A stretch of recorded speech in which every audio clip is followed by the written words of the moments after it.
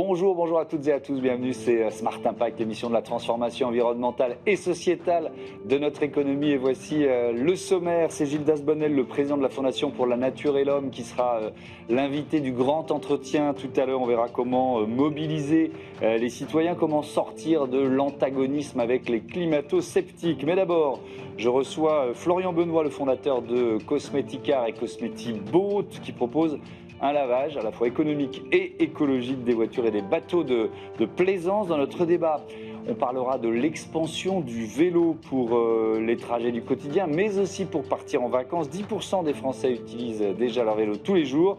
Et puis dans notre rubrique Startup, je vous présenterai les produits ménagers responsables de la marque Smol. Voilà pour les titres, c'est l'heure de Smart Impact tout de suite.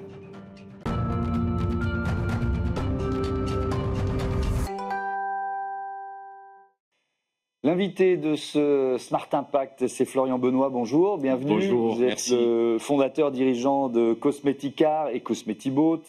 On va parler de lavage auto, lavage de bateau et de la gestion de l'eau. Est-ce qu'il y a une prise de conscience pour vous, au fur et à mesure que les sécheresses se multiplient, notamment dans certaines régions, de cet enjeu de l'utilisation de l'eau pour laver sa voiture ou son véhicule? Oui, heureusement. Alors, je dirais heureusement ou malheureusement, parce que les contraintes climatiques, forcément, mettent en lumière notre méthode de lavage sans eau. Malheureusement, parce que forcément, c'est pas très bon ce réchauffement climatique et ce manque d'eau. Les grandes entreprises commencent à avoir conscience de leur impact à l'échelle nationale. On voit ça depuis à peu près 5 ans. Le particulier aussi commence à son échelle, à l'unité, commence à prendre aussi conscience que de nettoyer son véhicule, d'arroser abondamment son jardin, de nettoyer à grande eau un peu toutes les surfaces, ça peut avoir un impact. Quand on a des restrictions d'eau, forcément, ça nous touche tous. Donc oui, effectivement, depuis quelques années, on voit ça. Et donc vous proposez vraiment une alternative, c'est un concept de lavage auto sans eau. Expliquez-nous. Oui, alors ça fait partie de l'ADN de Cosmeticare. Moi, j'ai créé Cosmeticare il y a 20 ans. Donc initialement, l'idée était d'éviter les rejets polluants dans l'environnement, puisque quand on lave un véhicule avec de l'eau, vous avez 2 aberrations. La première, c'est que vous utilisez de l'eau potable, déjà, du moins quand on travaille en France, pour nettoyer un véhicule, et puis vous rejetez de l'eau qu'on dit souillée, donc avec des polluants, avec des produits chimiques, etc. Quand c'est fait dans des stations de lavage professionnelles, vous êtes dans l'obligation de récupérer ces eaux usées et de les traiter. Pas de problème, il y a de la consommation d'eau, un petit peu de déperdition, mais au moins la pollution est traitée. Quand on fait ça chez soi ou quand on fait ça dans une entreprise qui n'est pas équipée de système de récupération des eaux usées, en fait, vous consommez de l'eau et vous rejetez en plus de l'eau polluée dans les nappes phréatiques, dans les sols, dans la nature. Donc nous, on évite ces 2 problèmes-là, la consommation et le rejet, tout en maîtrisant toute la partie consommation de produits que l'on récupère aussi sur nos chiffons et que l'on traite. Voilà. Avec quelques chiffres, on a comparé en fait la consommation d'eau des différents usages. Donc le lavage à domicile, on est entre 300 et 500 litres d'eau par véhicule. J'avoue que je ne m'attendais pas à une telle consommation. Dans une station de lavage à haute pression, on peut être entre 80 et 100 litres. Et puis dans les stations automatiques à rouleau, entre 150 et 400 litres selon les modèles. Vous, c'est quasiment zéro ou quelques centilitres, quoi. Alors pour être précis, on utilise des produits qui sont aussi dilués avec de l'eau. Pour nettoyer un véhicule entièrement intérieur-extérieur, c'est 20 centilitres d'eau, un petit verre d'eau. Voilà. Donc l'économie, elle se chiffre en centaines de litres d'eau. Pour vous donner une ordre d'idée, donc c'est effectivement entre 250 et 300 litres d'eau économisés par véhicule. Nous aujourd'hui, sur nos 100 agences, chaque jour, c'est l'équivalent de 250 000 litres d'eau économisés. C'est l'équivalent de 10 camions citernes, par exemple. Chaque jour. Chaque jour. À l'année, c'est des millions de mètres cubes d'eau qui sont évités en termes de consommation et évités en termes de gaspillage aussi et en termes de pollution. Vous intervenez chez les gens, c'est ça? C'est le principe de Cosmeticare. Tout à fait. On intervient chez les gens, prioritairement une clientèle de professionnels, où on va venir entièrement équipé avec nos unités mobiles. On a des camions qui sont entièrement équipés, nettoyer la flotte de véhicules, que ce soit intérieur, extérieur, pour les entreprises. Alors on va beaucoup plus loin maintenant dans le nettoyage, on en parlera probablement après, mais on fait aussi des inspections visuelles de véhicules, on fait de la désinfection, on va faire de la rénovation, de la remise en état lorsque le véhicule rentre d'un retour de leasing, par exemple. Donc vos clients, votre premier marché, c'est le B2B, c'est les entreprises aujourd'hui. Ça commence à être le B2B. L'ADN de Cosmeticart, c'était du nettoyage professionnel pour les professionnels de l'automobile, ce qui nous a permis d'apprendre et d'avoir un haut niveau d'exigence, parce que client professionnel a besoin de livrer un véhicule forcément dans un état proche du neuf. Et petit à petit, on s'est développé face à la demande croissante et justement à la conscience environnementale, notamment les nouvelles démarches RSE des grandes entreprises, que quand on est une entreprise avec 10, 100, 1000 véhicules et c'est exponentiel, forcément ça a un impact sur aussi la consommation d'eau, sur le nettoyage. On a commencé à avoir une demande de la part des professionnels et depuis 10 ans on se développe et ça représente plus de 50% de notre chiffre d'affaires. Donc tout ce qui est flotte d'entreprise, grand groupe, aujourd'hui c'est plus de 50% de notre chiffre d'affaires. Donc vous l'avez créé il y a 20 ans, c'est ça? Exactement. Et vous aviez quel âge? Alors, quand j'ai créé Cosmeticart, j'avais 20 ans et je travaillais sur le projet depuis la seconde, donc 17 en ans. seconde, au lycée, j'ai créé Cosmeticart. Vous avez l'idée d'un lavage sans eau? Oui. Ok. Oui. Alors, comment elle est venue cette idée? Elle est venue d'une contrainte. Moi, j'avais envie de travailler par moi-même, d'être indépendant. Je m'ennuyais un petit peu sur les bancs de l'école. Donc, en parallèle, je réfléchissais à des business. Et quand vous n'avez pas trop d'argent, que vous êtes maniaque et que vous aimez l'automobile, voilà, vous avez compris. La facilité, entre guillemets, c'est d'aller vers le nettoyage de véhicules. Ça me plaisait bien. La contrainte, quand on n'a pas d'argent, c'est comment je le fais. Parce que une station de lavage, c'est des centaines de milliers d'euros d'investissement. Et c'est là que je me suis dit, je vais aller avec mes mains, avec mon courage, avec mon savoir-faire, aller nettoyer les véhicules et le faire dans les normes et en respectant les normes. Effectivement, quand on ne récupère pas les eaux usées, ça c'est depuis des années comme ça et depuis 20 ans comme ça, on n'a pas le droit de laver son véhicule sans recycler les eaux. Donc je me suis dit non, l'idée elle est géniale, mais c'est pas possible là. Je peux pas rester bloqué ici. Et donc forcément, on peut pas laver son véhicule à l'eau. Il faut trouver une méthode sans eau. Voilà. Et donc j'ai développé ça pendant 3 ans et puis j'ai créé Cosmeticart à 20 ans. Est-ce qu'on vous a regardé de haut? Est-ce que certains vous ont regardé de haut? Oh là, c'est quoi ce gamin là qui arrive avec sa solution sans eau? Alors, l'âge, probablement pas. On aime tous les jeunes qui sont ambitieux et qui travaillent. En revanche, le sans eau faisait peur par rapport aux rayures. Donc, ce qui est marrant, ce qui est aujourd'hui une force et ce qui est mis en avant, il y a 20 ans, j'en parlais pas du tout parce que quand j'allais voir un professionnel de l'automobile, je dis bon, je vais venir, je te lave le véhicule, on fait tout de A à Z, tu as absolument rien à faire et on te le fait sans eau. Alors, le gars, ça faisait 40 ans qu'il avait son véhicule à grande eau. Ah non, sans eau, tu vas me la rayer. Donc, c'est sorti des arguments de vente le lavage sans eau et on l'a remis en fait quelques années après parce que justement, il y avait cet impact sur la démarche environnementale. Les bénéfices écologiques les plus significatifs, vous l'avez évoqué, mais de quel polluant on parle? Parce que vous dites qu'il y a énormément de polluants. C'est quoi? C'est la pollution qui s'accumule sur nos voitures, c'est ça? Exactement. Vous avez déjà les hydrocarbures, les gaz d'échappement. Vous avez la poussière de plaquettes de frein qui est extrêmement nocive. Vous avez les fuites d'huile, vous en avez toujours. L'essence. Donc vous avez énormément de polluants sur un véhicule. Quand on dit la manière la plus écologique, c'est de ne pas laver son véhicule, c'est entièrement faux, puisque quand vous ne lavez pas votre véhicule, et que vous prenez de la pluie, qu'est-ce qui se passe? L'eau qui est souillée va dans les nappes phréatiques, va dans les sols. Donc il faut nettoyer son véhicule. Ce qui est important pour limiter l'impact, c'est soit en station professionnelle, où effectivement, comme vous l'avez dit, c'est un peu moins de consommation d'eau. Pourquoi? Parce qu'un nettoyeur de pression consomme moins d'eau qu'un tuyau à grande eau vers grande eau chez soi. Donc c'est important de laver son véhicule dans des stations professionnelles qui récupèrent les hydrocarbures, qui les traitent, puisque forcément vous avez des hydrocarbures et qui recyclent l'eau propre, ou de le faire avec notre méthode qui, elle, n'utilise pas d'eau. Et comme on n'utilise pas d'eau, on n'a pas de rejets. Et les quelques rejets que nous avons, qui sont des chiffons que l'on recycle, eux aussi sont traités de manière professionnelle. Alors vous avez, je crois que c'était il y a 5 ans, pour créer le même service pour les bateaux. Alors j'imagine que là c'est un marché beaucoup plus faible, ou alors au contraire il y a un potentiel de développement important. Alors, c'est un marché plus faible en volume, puisque forcément, on a quand même moins de bateaux que de véhicules. C'est venu du constat où certains clients possédant des bateaux nous ont dit « on est assez embêtés, tu ne peux pas venir nous laver aussi le bateau ». On a fait des tests, ça a été plutôt concluant. Et là aussi, l'aberration, quand on va sur un port, surtout en saison, on voit beaucoup de personnes avec le tuyau d'eau. Et là, ça va où? Ça va plus dans les nappes phréatiques, ça va directement dans la mer. Donc, les solvants, la pollution, etc., directement dans l'eau. Donc, le constat est exactement le même. On a adapté quelques produits à l'environnement marin et on a développé Cosmetibot, donc il y a 5 ans.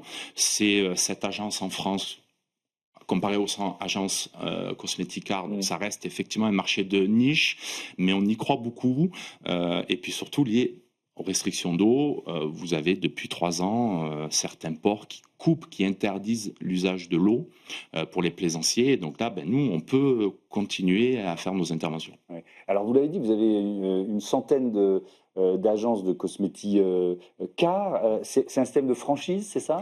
Oui, tout à fait. On se développe en franchise, ce qui permet d'avoir une couverture nationale tout en ayant un impact local très maîtrisé avec une démarche unifiée.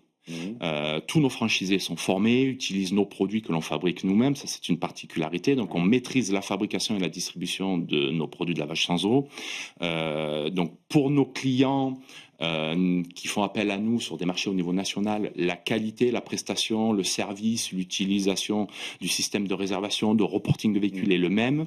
Localement, on a une démarche qui est quand même beaucoup plus qualitative parce qu'il y a aussi un impact du franchisé sur son secteur, qui connaît le marché, qui va pouvoir aller mieux maîtriser les petites entreprises. Ouais. Alors vous parliez des différents services complémentaires. Depuis quand et qu'est-ce qu'ils apportent précisément? Alors, initialement, c'est du lavage de véhicules. Ouais. On s'est développé sur des prestations annexes de rénovation.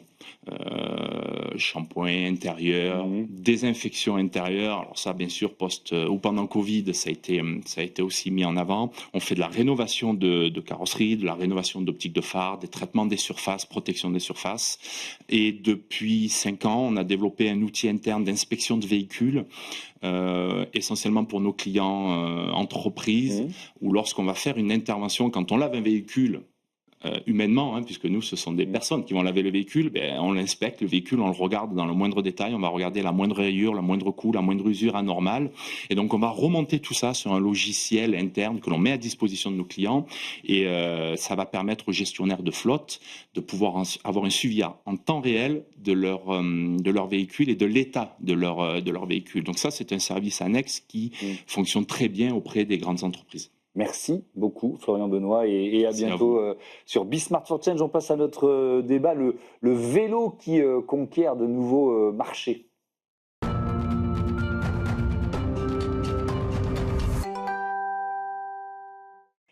C'est le débat de ce Smart Impact. On parle de ces nouveaux marchés que conquiert le vélo en France avec Corentin Richard. Bonjour. Bonjour. Bienvenue, vous êtes le fondateur de Latras, et Frédéric Duperron. Bonjour. Bonjour. Bienvenue à vous aussi, cofondateur de Bike2Mobility. On va présenter vos deux entreprises. Latras créée il y a 2 ans, 2023. C'est quoi? Tout à fait. Alors, c'est une application et un site internet qui permettent de trouver et de personnaliser son voyage à vélo partout en France, et plein d'autres choses qu'on est en train de développer. Et dont vous nous parlerez évidemment. Et Bike2Mobility, que vous avez créé il y a 4 ans. Oui, donc Bike2Mobility, notre vision, c'est de décarboner les mobilités professionnelles au quotidien. Okay. Et donc, on propose des diverses solutions pour les entreprises, donc en B2B, et notamment donc, des vélos électriques de fonction en location longue durée pour les entreprises et leurs salariés. Le vélo de fonction, on va en reparler. Je vais vous poser la même question. Pourquoi vous aimez le vélo? Moi, je fais du vélo depuis une dizaine d'années. J'en ai fait quand j'étais tout petit, mais plutôt pendant les vacances. Et maintenant, j'en ai fait un mode de vie. J'ai arrêté de prendre l'avion il y a 6 ans maintenant. Et j'en suis pas malheureux. Et donc, mes vacances se résument à des vacances à vélo, à voyager avec mes bagages et à découvrir la France et l'Europe. Et ça me fait beaucoup de bien. En termes de santé, en termes de bonheur, et ça me permet de réfléchir, de voir et de regarder ma pensée, et voilà, ça m'apporte beaucoup de bonheur et ça me rend moins bête, je crois. C'est un très très bon objectif, mais on verra jusqu'où on peut aller, jusqu'où vous proposez des voyages. Pourquoi vous, ou pourquoi vos clients, tiens d'ailleurs, ils aiment le vélo? Je crois que le vélo, c'est la liberté, d'une part. Aujourd'hui, pour les déplacements, alors on va peut-être parler du vélo longue distance, mais nous, on est plutôt sur les déplacements du quotidien, donc moins de 10 km, moins de 15 km. Et là, c'est vraiment la solution pour se déplacer librement, tranquillement. C'est bon pour l'environnement, mais c'est bon aussi pour soi, pour la santé. Ça permet de lutter contre la sédentarité. Voilà. Et pour les entreprises, c'est valorisant pour la marque employeur. C'est une action RSE concrète, facile à déployer. Et puis, ça change la vie des gens au quotidien. Ça leur facilite la vie. Aller plus vite au travail, avoir des horaires plus flexibles, arriver plus décontracté, faire un peu de sport. Voilà. Donc c'est vraiment une autre façon de se déplacer, un autre rythme, mais aussi plus de convivialité. Avec ce chiffre, on est déjà à 10% de Français qui utilisent leur vélo tous les jours. Est-ce que pour vous, il y a un potentiel de croissance qui est énorme et qui passe peut-être justement par l'action des entreprises, ou est-ce qu'on est quand même à une sorte de palier qui va être difficile de dépasser? On n'est pas encore à 10%, on est plutôt autour de 5% en France. Alors moi, c'est des chiffres qu'on a trouvés sur l'utilisation enfin c'est du déclaratif. Entre 5, 10, enfin, les statistiques, c'est plutôt la part modale du vélo en France, c'est plutôt 5%. Voilà, après, il y a des gens qui l'utilisent effectivement épisodiquement, d'où les 10%. Et si on regarde la France par rapport à d'autres pays en Europe du Nord, l'Allemagne, la Belgique, la Hollande, on voit qu'on a encore un potentiel de développement considérable. Donc pour déployer ce potentiel, pour le débloquer, je pense que toutes les bonnes volontés sont nécessaires. Donc à la fois les pouvoirs publics qui sont très engagés, notamment dans l'adaptation des infrastructures cyclables, et puis aussi les employeurs, voilà, pour encourager leurs salariés et aussi faire des économies, parce que le vélo, ça coûte moins cher que la voiture de fonction. Donc voilà, c'est un mouvement convergent. Alors, vous nous proposez de partir en vacances à vélo. Jusqu'où êtes-vous prêt à nous emmener, Corentin Richard? Alors, pour l'instant, on est présent partout en France. On essaie de proposer donc des séjours qui sont adaptés au profil de chacun. C'est hyper important. Moi, j'ai eu l'occasion de faire des virées à vélo très longues, mais c'est pas le cas de la plupart des gens. Il faut leur mettre le pied à l'étrier, il faut ne pas les dégoûter. Et donc, il faut commencer par des petites distances, mais on a beaucoup d'infrastructures en France, et donc il faut en profiter dans des endroits absolument exceptionnels. Je pense à la Loire à vélo, à la Via Rona, à la Vélodyssée. On peut pédaler au bord de la mer, on peut aller voir les plus beaux châteaux du monde à vélo. Et il y en a beaucoup, beaucoup d'autres qui sont en train de se développer, donc c'est extrêmement positif. Sans parler des montagnes françaises qui sont absolument magnifiques. Les montagnes, sans assistance électrique, c'est encore un peu plus dur. Vous avez des partenaires, c'est-à-dire que vous proposez un séjour, entre guillemets, ou un trajet, ou un voyage clé en main, c'est-à-dire avec les hébergements, avec différents niveaux de difficulté proposés aux utilisateurs? C'est un peu à l'image de ce que disait Frédéric. En fait, on a vraiment besoin de mobiliser tout le monde. Donc là-dedans, dans le tourisme à vélo, il y a plein de réalités différentes. D'abord, souvent, il faut prendre le train pour se rendre au départ de son voyage. C'est encore mieux et ça diminue encore plus l'empreinte carbone. Et donc, parfois, il faut mettre son vélo dans le train. Ce qui est de mieux en mieux. C'est pas encore parfait, mais c'est de mieux en mieux. Donc, on continue les efforts à la SNCF et on vous félicite. Et ensuite, ça fait partie des partenaires. Il faut déjà arriver au point de départ du voyage. Tout à fait. Ensuite, il y a les hébergements, j'imagine. Ensuite, la location de vélo, les hébergements, les restaurants. Il s'avère que quand on roule à vélo avec assistance ou sans assistance encore plus, on brûle des calories, donc il faut manger, ce qui est une très bonne excuse. Et donc il faut faire plein de pauses et découvrir on fait de belles pauses gastronomiques avec la bonne conscience en plus. Exactement, exactement, parce que de toute façon on brûle beaucoup plus de calories qu'on en consomme, donc voilà, ça permet de se faire plaisir. Et donc évidemment on parle avec tous ces gens-là et on construit des partenariats avec tous ces gens. Vous parlez de vélo de fonction, est-ce que c'est une terminologie qui est acceptée ou qui choque un peu quand vous le présentez à vos clients? C'est pas encore quelque chose qui est accepté et surtout très connu, donc merci de l'invitation ce matin. Donc un vélo de fonction, juste pour résumer, c'est un vélo donc qui est payé en tout ou partie par l'employeur et que le salarié utilise à la fois pour se rendre au travail, voire la journée pour aller chez un client, chez un fournisseur, et le week-end, le soir, à titre privé. Voilà, donc c'est son vélo. Il en est quelque part propriétaire, entre guillemets. À la fin de notre contrat de location longue durée, il peut racheter son vélo pour une somme très modique. Voilà, donc ce qu'il a contribué au cours de la location n'est pas perdu. Il va pouvoir à la fin récupérer son matériel. Voilà, donc c'est comme une voiture de fonction, en ce sens que c'est un avantage en nature qui est donc alloué par l'employeur et qui est doublement intéressant. Il est intéressant pour l'employeur parce que c'est un avantage qui n'est pas chargé, qui est déductible de l'impôt, mais qui n'est pas chargé en charges sociales. Donc c'est une façon de récompenser un collaborateur qui est efficace, je dirais, d'un point de vue financier. Et pour le salarié, c'est également un avantage en nature, mais qui n'est pas imposable, donc qui n'est pas déclaré au fisc. Et donc c'est une forme de rémunération qui est là encore efficace. Est-ce que c'est je reviens, hein, je fais la navette entre vous, hein. Est-ce que ça reste quand même une niche, le voyage à vélo?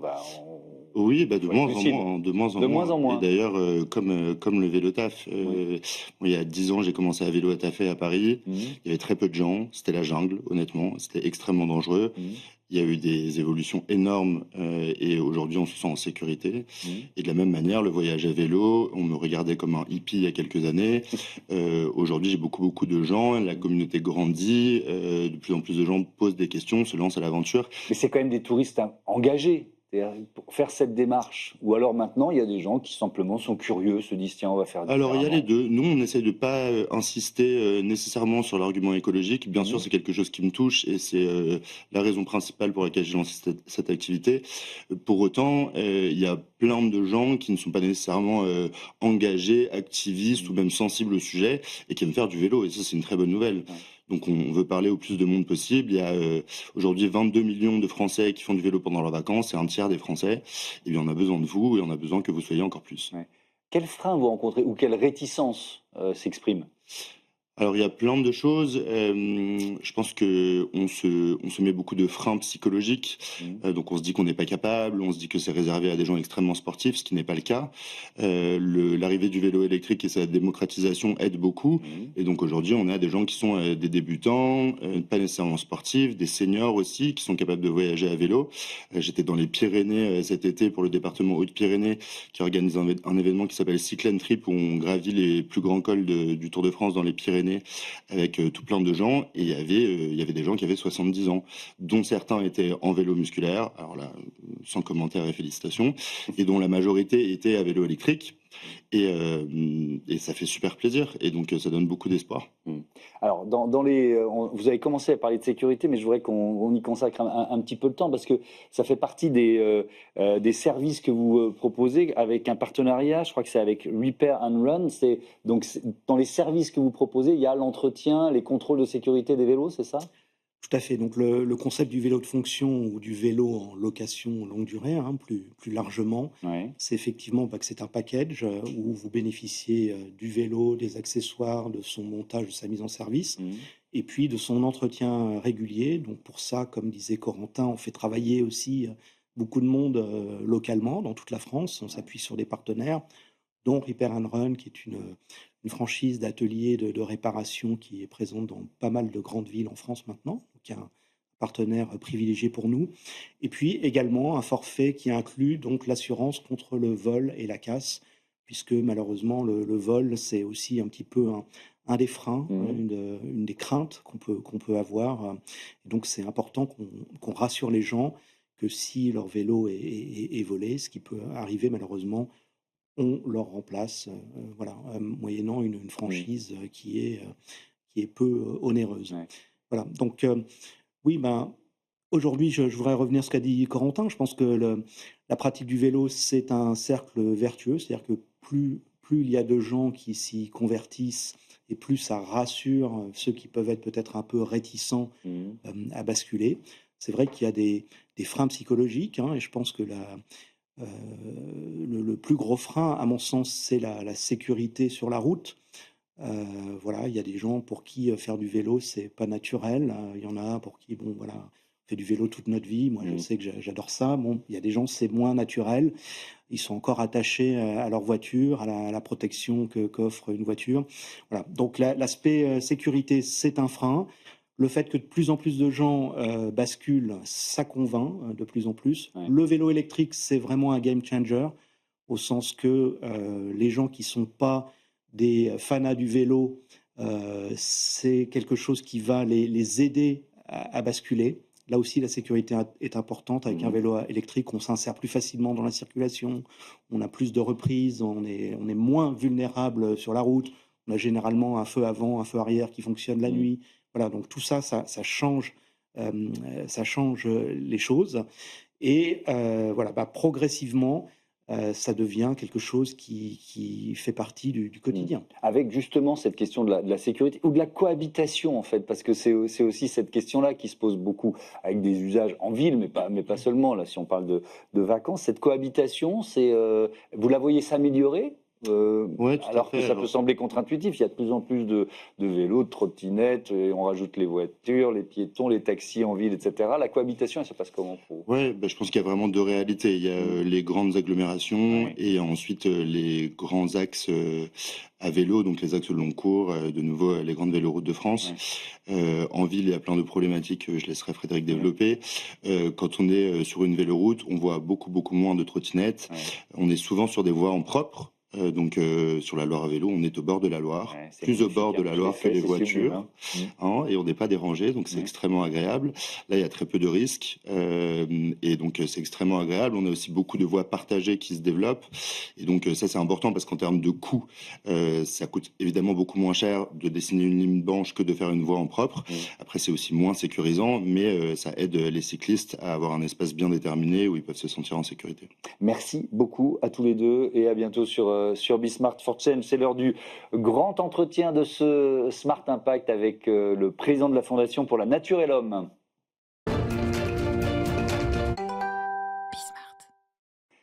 C'est le grand entretien de ce Smart Impact, 26 minutes avec une personnalité qui compte dans notre économie, dans notre société. Je reçois Gildas Bonnel, bonjour. Bonjour Thomas. Bienvenue, vous êtes le président de la Fondation pour la Nature et l'Homme qui fête ses 35 ans cette année. De vocation, le plaidoyer auprès des décideurs, la mobilisation des publics.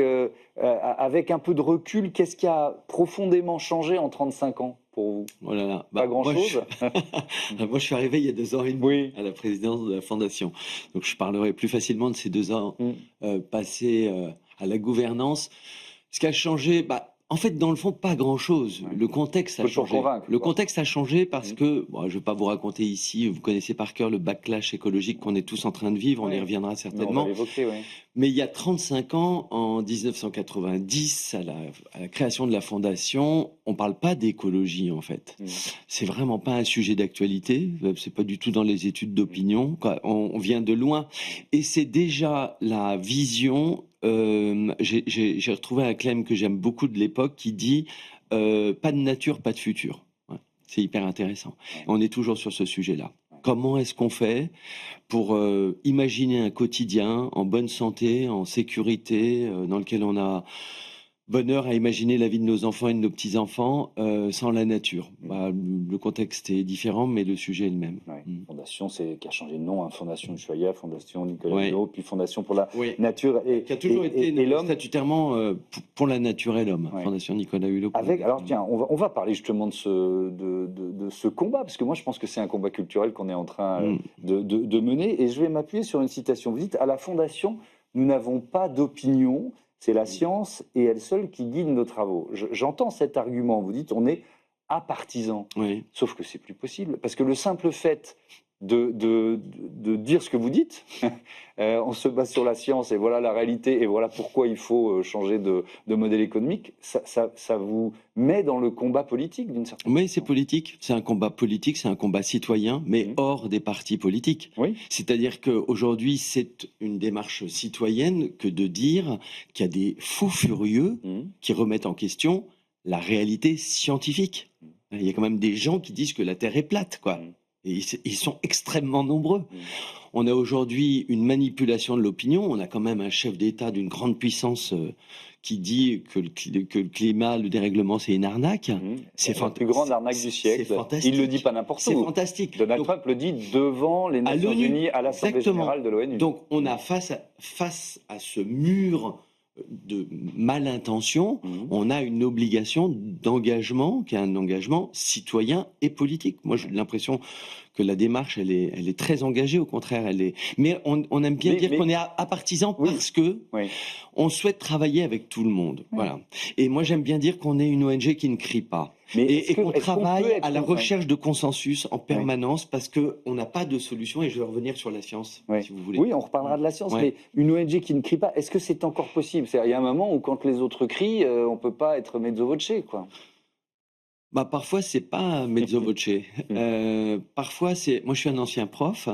Quand on rentre dans une classe de 4e, je salue mes collègues, parfois, le silence et l'attente ramène le calme. Voilà. Alors que si on se met à crier, on n'y arrive pas. Alors, on est dans un moment de polarisation extrême et les réseaux, et les réseaux sociaux et les communautés adorent ça. On a une partie de notre cerveau qui adore ça. Ça nous balance de la dopamine. Bien sûr.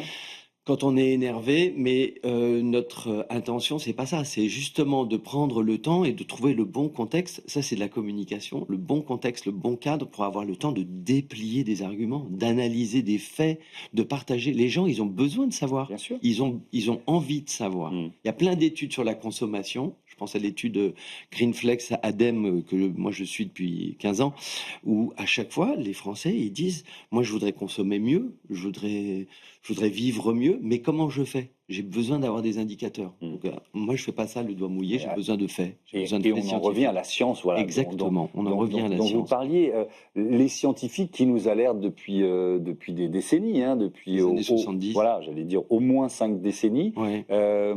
et qui, pour certains, sont un peu écrasés, justement, en ce moment. Je voudrais qu'on reste sur la notion de message et de communication. J'emploie souvent cette formule ici dans cette émission, parce que j'en prends ma part.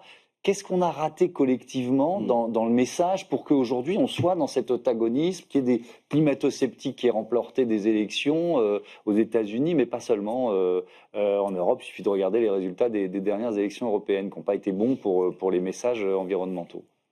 Je crois qu'on a 20 minutes ensemble, Thomas. Oui. La question, elle est tellement large. Qu'est-ce qu'on a raté ? Qu'est-ce qui fait que je suis avec le vicomte de Bragelonne dans le métro pour venir, tome 3, et que je vois tous ces gens tête baissée sur TikTok et Instagram. Qu'est-ce qu'on a raté qui fait qu'aujourd'hui, ces mêmes médias, puisqu'on les appelle comme ça, nous interdisent de faire de la communication sur le climat ? C'est-à-dire que c'est aujourd'hui les algorithmes et les règles aujourd'hui de ces grands groupes, c'est on parle pas des sujets qui fâchent. Voilà. On parle pas Donc vous pouvez pas faire de publicité sur Facebook ou sur Instagram. C'est compliqué. Il faut mesurer le vocabulaire, la sémantique, pour que ça passe à travers les fourches codines de ces gens qui décident de ce qu'on doit savoir ou ne pas savoir. Et moi, quand je vois tous les gens qui... J'incrimine personne, ça m'arrive aussi de temps en temps, on a tous ce doudou à côté de nous, mais on a un vrai problème de médias, on a un vrai problème de canal pour pouvoir expliquer aux gens ce qui est en train d'arriver et quelles sont les intentions des uns et des autres. Revenons à la science, Thomas. On a effectivement des chercheurs qui nous proposent en permanence d'étayer nos propos pour que notre plaidoyer politique auprès des parlementaires, auprès des élus du territoire, mais aussi auprès du grand public, qu'on puisse donner des faits, en fait. Il y a des liens de causalité. Entre l'environnement et la santé, il y a des liens qui sont très forts. Alors, on parle des pesticides de synthèse. Bah oui, aujourd'hui, on a des faits et les agriculteurs, ils le savent parce qu'il y a des gens qui sont malades, il y a des procès, etc. Donc, voilà, nous, notre boulot, c'est de pas crier, c'est de faire en sorte que cette réalité monte dans l'opinion et elle ne s'est pas effondrée dans ce backlash écologique. Il y a aujourd'hui des mouvements politiques qui nous laissent penser ça, mais nous, on le voit. Les réponses à nos appels, à nos études, à nos appels aux dons, etc., ça ne baisse pas. Donc, on a une voix dans l'opinion. Et puis, il ne faut pas se décourager. Évidemment. Et ici, on ne se décourage pas. Alors, il y a plusieurs actes d'action de la Fondation pour la nature et l'homme. Je vais commencer par ce qu'on mange, l'agriculture, l'alimentation. Vous dites qu'on paye 3 fois nos aliments. Pourquoi vous dites ça ? On a fait une étude très intéressante sur l'alimentation où on s'aperçoit en fait qu'il y a un coût, il y a des coûts cachés en fait. Aujourd'hui, la PAC, la politique agricole commune européenne, finance énormément avec nos impôts, un modèle d'agriculture agro-industrielle extrêmement intensive, très utilisatrice de produits phytosanitaires parfois toxiques. Et ça, on le paye. Et puis, on le paye très cher à la caisse aussi. le produit. Aujourd'hui, les Français ont un vrai problème de pouvoir d'achat. C'est à partir du 15 du mois, c'est très compliqué de mettre des produits alimentaires dans son caddie, donc c'est grave. Et ils ont le sentiment qu'il y a une inflation qui a rogné leur capacité, leur pouvoir de consommer. Et il y a des marges qui sont prises par la grande distribution au milieu et qui sont intéressantes aussi à analyser. C'est le boulot qu'on fait. On essaie de voir un petit peu ce qui se passe dans la valeur des produits et où est-ce que se fait l'évaporation. Quand on voit aujourd'hui sur le bio, on a fait une étude sur la grande distribution, sur 8 groupes de distribution pour analyser, c'est 60% de la vente des produits alimentaires. Il y a des écarts qui vont jusqu'à 70% entre le conventionnel et le bio. Où ça va, quoi? Ça paye quoi? Bon, enfin, s'intéresse à toutes ces questions. Avec, si on regarde un peu les postes d'émissions de gaz à effet de serre, l'alimentation, c'est 22% des émissions de gaz à effet de serre. C'est le troisième poste le plus émetteur quand même, après le transport et le logement. Il y a des combats, et vous y participez, même sans crier, mais il y a des combats. Par exemple, celui qui a été mené pour proposer des alternatives concrètes aux pesticides. Vous avez le sentiment que vous l'avez gagné, ce combat, finalement? On n'a pas eu une bonne année. Ouais. On n'a pas eu une bonne année parce qu'il y a eu la loi du plomb, mais il y a eu la LOA, la loi d'orientation agricole, il y a eu des reculs, et puis surtout, il y a eu une poussée parmi les parlementaires pour détricoter la réglementation environnementale avec une espèce de petite musique qui est que la norme c'est pas bien, la règle c'est pas bien, et moi je me mets à la place, quoi. Mais rien que nous deux, moi je suis papa, bientôt grand-père, mais moi je veux des normes sanitaires. Moi je veux pouvoir acheter des produits que je mets dans l'assiette de mon futur petit-fils ou petite-fille et être sûr de ce que je donne à manger. Je veux avoir des garanties, ça s'appelle de la norme, et on a perdu beaucoup de choses là-dessus. Mais on a eu des victoires aussi. On a entre autres, allez, en positive, allons-y. Positive. On a maintenu dans la loi, alors qu'il y avait une proposition de loi pour détricoter, on a maintenu dans la loi l'objectif de 21% de terres agricoles en bio. C'est pas rien. Hein. D'ici 2030. Oui, c'est pas rien. C'est rapide. Absolument, c'est rapide.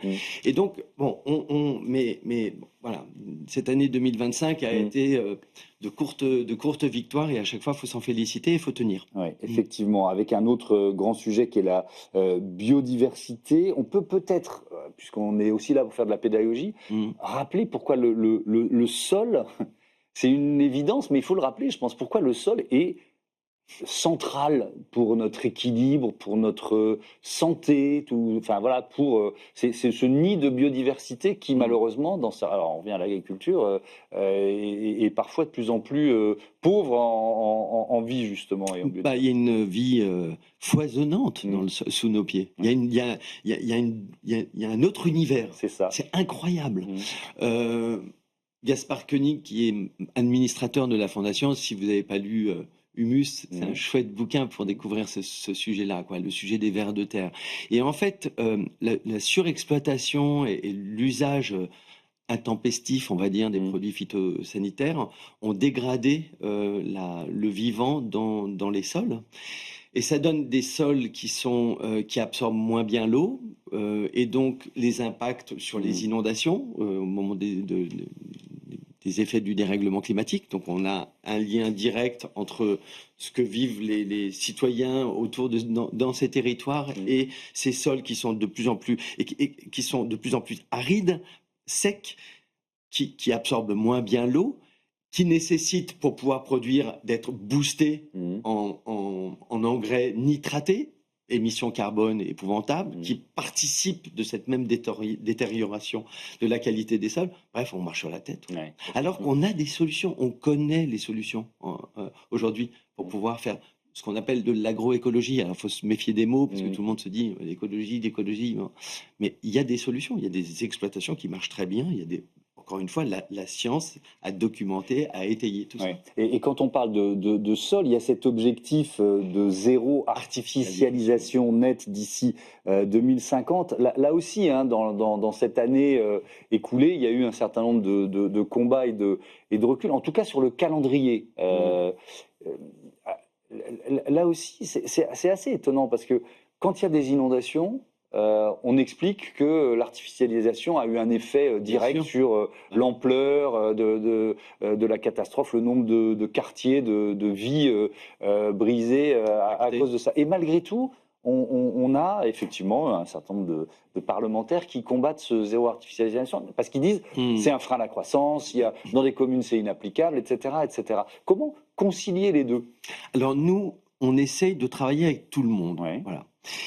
Et ce qui est très intéressant avec le sujet du ZAN, je rappelle quand même pour ceux qui nous regardent que c'est en 2050, ça veut dire dans 25 ans, arriver à ne plus bitumer, à ne plus manger les espaces naturels, dans 25 ans. C'est dire, à partir de maintenant, on diminue l'augmentation, mais parce qu'on continue à bouffer du sol vivant. Donc, il faut le remettre dans le contexte. Ce qui est intéressant, quand on cherche des solutions, on analyse en fait une situation qui est une double contrainte. On a besoin de logement. Les gens, il y a des gens à la rue, quoi. On n'a pas de logement, on manque de logements sociaux. Le logement est cher, il est très cher. Donc, il faut pouvoir répondre à ce besoin de logement tout en répondant à l'objectif que nous avons tous, c'est de garder des espaces naturels. Parce que quelle vie on se prépare. Et donc, nous, on a travaillé, entre autres, avec des associations, la plus fameuse d'entre elles étant la Fondation pour qui a changé de nom, pour le logement, anciennement Abbé Pierre. Désolé pour ça. Fondation pour le logement des défavorisés. Le logement des défavorisés, voilà, c'est ça, j'ai pas encore bien acquis le truc. Mais c'est hyper intéressant de travailler entre experts, justement, de se dire quelle est la bonne marche à suivre pour trouver et faire émerger des solutions. Il y en a plein. Il y en a plein. Et ce qui est très amusant, c'est que les parlementaires au niveau national ont beaucoup débattu sur ce sujet-là, qu'il fallait déréglementer, qu'il était urgent de bouger le calendrier, etc. Mais dans les régions, ça fonctionne. Nous, on accompagne des territoires, des collectivités locales. Dans toutes les régions, le ZAN avance. Alors, on pourrait, si on parle de mobilité, parler des ZFE, les zones à faible émission. Là aussi, on voit que il y a plutôt un recul avec le nombre de villes qui s'engagent. Mais au-delà de ça, je voudrais qu'on généralise un petit peu sur la question du code environnemental. Vous parliez des lois et du droit et d'un cadre finalement qui nous rassure. Je suis d'accord avec vous. Mais la difficulté du code environnemental, c'est que c'est le plus récent. Et qui vient se surajouter à des codes qui existaient déjà. Parfois, il est contradictoire avec des codes qui existaient déjà. Ça fait quand même partie de cet échec dont je parlais tout à l'heure. Peut-être qu'on est allé un peu trop vite. Certes, il y a une urgence environnementale, mais dans la mise en œuvre de ce code. Votre avis là-dessus? Je trouve ça... Enfin, j'aimerais bien être lobbyiste du camp d'en face parce que c'est vraiment trop facile, quoi. Avec les bonnes images pour la presse, avec les 3 codes et les 40 000 pages de réglementation, c'est facile. Moi, je reviens toujours, c'est notre obsession, c'est penser au quotidien des gens. Qu'est-ce qu'ils veulent, les gens? Ils veulent pouvoir vivre en bonne santé, en sécurité, parce qu'il y a des maisons qui se fissurent. Il y a quand même 20% des Français qui disent qu'ils vont devoir déménager à cause du dérèglement climatique. Il y a des gros enjeux. Ils veulent pouvoir choisir des produits dans leur caddie. Donc, on est en train de manipuler un peu tout ça. Mais si on revient aux agriculteurs, ils vont nous dire que sur les haies, il y a 12 réglementations différentes, que c'est UPS, etc. Oui, mais on n'est quand même pas co-responsable du millefeuille administratif qui a produit cette réglementation débridée. Bon, il faut que quelqu'un range la chambre, quoi. Mais nous, notre sujet, c'est quand même de dire qu'on a besoin de garantir et de nous rassurer sur le fait que, en 2050, on va arrêter de bétonner. C'est chouette comme nouvelle. En 2050, moi, mon petit-fils ou ma petite-fille aura 25 ans. C'est un truc de dingue. On met pas de la norme pour la norme. Et puis, sur les agriculteurs, moi, je veux dire un truc parce que j'en connais plein. On travaille avec beaucoup d'entre eux. Vraiment, c'est horrible l'agribashing. C'est horrible ce que supportent les agriculteurs. Ils le disent tout le temps. Ils ont les nerfs quand on leur parle d'écologie a priori, parce qu'ils disent mais nous, qu'est-ce qu'on fait de mal, quoi? On travaille bien, on fait de notre mieux dans des contraintes économiques qui sont terribles. Donc, Il y a des gens qui, pour des raisons électoralistes, soufflent sur les braises de la colère. Nous, on pense qu'on peut trouver des solutions avec ces gens-là et on passe notre temps à chercher à les faire émerger. Alors, on va continuer de parler de communication. Vous êtes le fondateur de l'agence CIDIES et Fabrice Bonifay, qui préside entre autres GenAct et qui vient d'organiser l'événement Play for Life à la scène musicale à Paris. C'était notre invité la semaine dernière. Il a une question pour vous. C'est lui qui me pose une question. Ok. Comme moi, ça fait des années que tu es dans ce métier de la communication au service de l'essentiel. Et voilà, on est à la croisée des chemins. On voit bien qu'il se passe quand même dans le monde et en France des événements qui, on n'aurait jamais cru que ça puisse être possible. Alors, quelle est ton analyse déjà, toi, de communicante de cette situation, et comment tu vois les entreprises changer de discours ou pas par rapport à nos thématiques habituelles là, de la durabilité? Est-ce que tu penses que les entreprises vont maintenir un discours engagé, ou est-ce qu'elles vont changer pour s'adapter à la conjoncture? Donc, quel est le niveau de sincérité en fait des entreprises qui sont tes clients la plupart du temps et que tu vois évoluer? Est-ce que tu penses qu'il y en a encore quelques-unes qui sont sincères, ou est-ce que finalement les masques tombent et que les discours d'avant c'était uniquement du cosmétique pour l'image? Le niveau de sincérité des entreprises, qu'est-ce que vous Merci en dites? Fabrice pour ce ballon. Oui. C'est pas monolithe en fait. Bien sûr C'est que pas non. noir et blanc. Je pense que moi je connais bien les entreprises. Chez CIDIES, ça fait 20 ans qu'on travaille exclusivement sur les stratégies de transition des entreprises et des marques. Il y a des moments dans l'entreprise, il y a des équipes qui changent. Ce qui est fou, c'est qu'on peut avoir des gouvernances qui ont envie d'avancer, qui sont très sincères, qui sont mobilisées et qui peuvent être remplacées par une équipe qui détricote tout. Ça, c'est... Vous l'avez vécu, ça? Ah ouais. Puis dans des très belles entreprises. Donc ça, c'est un peu affolant. Il y a le sujet du marché mondial. On a des très belles entreprises en France qui vendent sur les marchés et qui aujourd'hui se disent il est urgent de se taire, surtout sur les sujets de responsabilité sociétale. Bien sûr. Ça, c'est quand même très embêtant. Oui, j'en parle souvent avec des groupes internationaux quand j'ai leurs représentants ici. Le marché américain, c'est... Exactement. Il faut changer la façon de... Il y a des mots qu'on n'utilise plus. Ça ne veut pas dire que la stratégie... C'est fou. La stratégie... Ah non, mais bien sûr, ça ne veut pas dire que la stratégie fondamentalement va changer, mais en tout cas, on emploie des mots différents. C'est là le sujet de la sincérité, Thomas. C'est peut-être là où on n'a pas la même perception, on n'est pas à la même place, mais c'est là qu'on voit des entreprises qui aujourd'hui, alors qu'elles arrêtent, lèvent le crayon devant les journalistes, continuent à dire on continue, on lâche rien. Voilà. Voilà. Et à la fois, c'est tellement humain. Il y a un moment de panique. Et à la fois, je voudrais rajouter un truc à Fabrice, qui connaît bien le sujet, c'est la CSRD. Ça a donc là, beaucoup de temps, réglementation européenne on a sur le bilan beaucoup travaillé, extra-financier. exactement, beaucoup travaillé sur les rapports de durabilité. On pilote des colonnes de chiffres sur les impacts de l'entreprise. On a construit quand même dans le cockpit des entreprises vraiment des indicateurs qui sont étayés, sérieux, puissants, etc.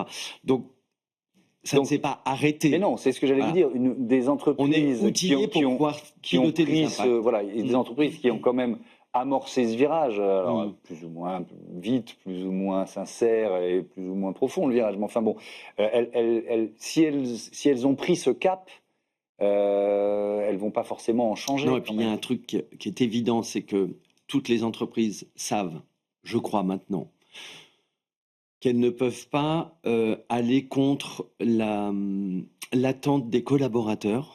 On parle des jeunes collaborateurs, mais les vieux aussi. Les collaborateurs, aujourd'hui, ils perçoivent immédiatement la dissonance cognitive quand il y a un message à l'externe qu'ils ne vivent pas en interne. Et les consommateurs sont très attentifs, j'en parlais tout à l'heure, ils sont très attentifs, les gens sont intelligents, les gens sont inquiets, mais ils sont malins et ils veulent avoir des solutions.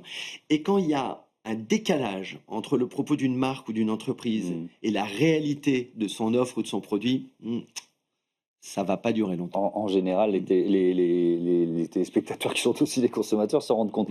Ce chiffre, c'est la Banque Centrale Européenne qui nous le donne sur les risques finalement pour les entreprises liés à la dégradation des écosystèmes ou aux aléas climatiques majeurs. 72% des entreprises de la zone euro ça représente environ 3 millions d'entreprises, seront confrontées à d'importants problèmes économiques en raison de la dégradation des écosystèmes. On revient à la question de la biodiversité dont on parlait tout à l'heure. Et finalement, ma question, c'est sur la prise de conscience. Est-ce que la prise de conscience de ce risque existe et donc incite les entreprises qui ont commencé à prendre ce cap à le garder? Vous voyez ce que je veux dire? Ah non, mais là, je pense qu'il y a vraiment des niveaux de conscience.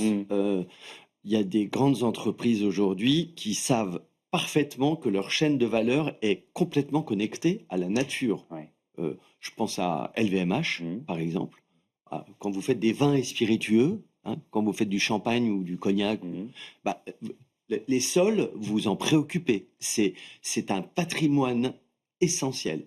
Accompagner les viticulteurs pour changer de méthode, pour pouvoir garder ce patrimoine, parce que c'est un asset essentiel. Je peux vous dire que plus personne ne rigole sur ces sujets-là. Donc il y a plein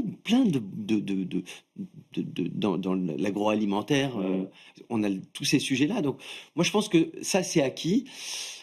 Maintenant, il faut voir comment est-ce que c'est piloté et si on a aux manettes des entreprises des gens qui sont court terme, c'est-à-dire quarter par quarter. Et en ce moment, comme l'économie ne va pas très bien, on a un peu cette tendance-là. Ou s'il y a des gens qui regardent le temps long en se disant on a des assets qui sont essentiels et la nature en fait partie. Merci beaucoup Gilles Dasbonnel, c'était passionnant. Je vous dis à bientôt ravi. Merci Thomas. Sur Be Smart for Change et c'est l'heure de notre rubrique Startup tout de suite.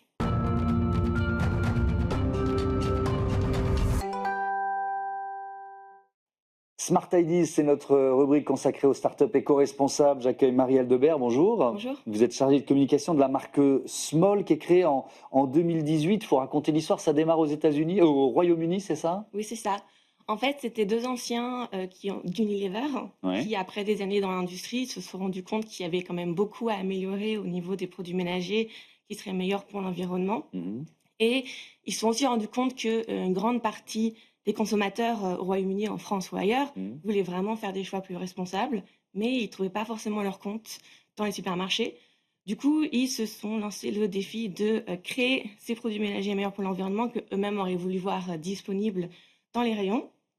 Donc, des produits qui sont meilleurs pour l'environnement, tout aussi efficaces que les alternatives traditionnelles et à un prix juste. Et étant aussi eux-mêmes des parents débordés, ils voulaient quelque chose qui soit simple, qui soit facile à utiliser, qui ne requiert pas plein de produits différents pour une seule machine. Et donc on ne fait pas soi-même les mélanges, etc. Non, mais il n'y a pas de pas du do it yourself, quoi. Il n'y a pas plein de trucs, c'est juste un produit à la fois. Et pour aider les parents à alléger leur charge mentale, ils ont aussi ajouté l'abonnement qui aide donc à manager tout ça. Et donc la marque, la devise, c'est les small gestes font une grande différence, c'est ça, si je ne me trompe. Elle est en France depuis combien de temps, la marque? Donc on est arrivé en à en juillet dernier, à peu près 1 an et demi. Donc on a fêté nos 1 an en juillet. Et donc les small gestes, en fait, c'est small, ça vient de l'adjectif petit en anglais. Et c'est pour prouver qu'on peut faire une transition en douceur vers un mode plus responsable et qu'on n'a pas besoin de devenir du jour au lendemain zéro déchet pour faire sa part pour l'environnement. On peut vraiment faire un petit geste à la fois tous les jours qui, accumulé, va avoir un grand impact et collectivement, c'est comme ça qu'on va aussi avoir un énorme impact sur l'environnement. Alors, il y a différents produits. Il y en a un qui m'intrigue parce que vous dites c'est une lessive active. Bon, j'espère que toutes les lessives le sont, mais surtout, sa force, c'est de pouvoir laver à basse température, c'est ça, à 20 degrés. Comment on réussit à être aussi efficace en lavant à froid ou à 20 degrés? Alors, la lessive active, elle contient une enzyme qui est spécifiquement conçue pour cibler les tâches les plus tenaces et qui fonctionne très très bien à froid. Et d'ailleurs, on sait que l'efficacité est telle et égale à celle des grandes marques parce que notre lessive a subi un test AISE, qui est un test standard et reconnu par l'industrie. Et en fait, ça a été testé donc sur 21 tâches tenaces, et plein de tissus différents. Et ça a à chaque fois nettoyé la tâche aussi bien, voire mieux que la marque référence. Donc c'est comme ça qu'on sait que et qu'on peut dire que c'est très efficace à 20 degrés. D'accord, efficace à 20 degrés. Il y a une autre offre qui est une offre de lessive sensitive. Alors là, c'est à qui vous vous adressez là? Là, c'est pour les peaux sensibles, donc les bébés, ceux qui sont prônes aux allergies. Et c'est une lessive qui est testée sous contrôle dermatologique, justement pour s'assurer que c'est vraiment safe pour les peaux sensibles. D'accord, donc il y a ça, et vous faites des produits pour les lave-vaisselle. Alors en quoi on cherche à être plus écologique quand on crée des tablettes pour la vaisselle? Qu'est-ce que vous avez chassé de la formule en quelque sorte? Déjà, on a chassé tous les liquides, toute l'eau, donc c'est une formule sèche. Donc déjà, ça fait une capsule qui est bien plus petite, donc on peut en mettre plus dans nos emballages et on peut mettre plus d'emballages dans nos camions. Ça veut dire qu'on transporte plus d'un coup, donc ça fait déjà moins de camions sur les routes. Voilà. Ensuite, notre tablette, elle est 3 en 1, donc elle contient le sel, le produit de rinçage et le produit anti-corrosion. Donc on n'a pas non plus besoin d'acheter les 3 individuellement, c'est tout compris. D'accord. Sur les premiers retours du marché français, donc avec un an et demi de recul, est-ce que finalement, j'imagine que vous n'êtes pas lancé par hasard, mais la France, elle est prête pour cette offre-là? Il y avait une demande importante? Je crois que c'est selon l'ADEME, il y a à peu près 70% des Français qui veulent vraiment changer leur mode de consommation et adopter donc une consommation plus durable. Donc on sait que les gens sont là, ils veulent vraiment faire ce geste. Après, le problème de l'écologie, c'est que parfois, l'idée reçue, c'est que soit c'est beaucoup trop cher, soit ça marche pas. Donc nous aussi, notre but, vous combattez ça. Donc, c'est de combattre ça, c'est proposer des prix justes, dire que vous pouvez faire un geste pour l'environnement, vous pouvez avoir un mode de vie plus responsable, plus écologique, sans pour autant mettre la main au porte-monnaie. Donc ça veut dire que c'est pas plus cher que les alternatives classiques. Ouais. Dernier mot, il nous reste 45 secondes sur la certification B Corp, qui est quand même la certification, on va dire, la plus ambitieuse. L'entreprise l'est depuis 2023. Ça a supposé beaucoup d'efforts, ou finalement, parce que le concept même était tourné vers l'éco-responsabilité, ça a été assez facile d'avoir le label. En fait, oui, l'entreprise, dès le début, était vraiment tournée vers l'éco-responsabilité. Donc, depuis sa construction, tout est vraiment fait dans cette démarche. Et c'est quelque chose qui nous importe beaucoup. Notre impact, on le regarde à tous les niveaux de notre entreprise. Donc, que ce soit au niveau des collectivités, de nos clients, des produits, l'environnement, ça, déjà, on était dans cette démarche-là. Mais après, le B Corp, ça nous a donné une grille d'évaluation pour aller encore plus loin. Donc, c'est ce qui nous a vraiment poussé à faire encore plus d'efforts pour l'environnement, du coup, et c'est ça qui a validé tous ces efforts-là. Pour obtenir le label et ensuite pour le conserver, évidemment, c'est toujours un défi. Merci beaucoup, Marie Aldebert, et bon vent aux produits Small. Voilà, c'est la fin de ce Smart Impact. Je vous dis à demain sur Be Smart for Change. Salut.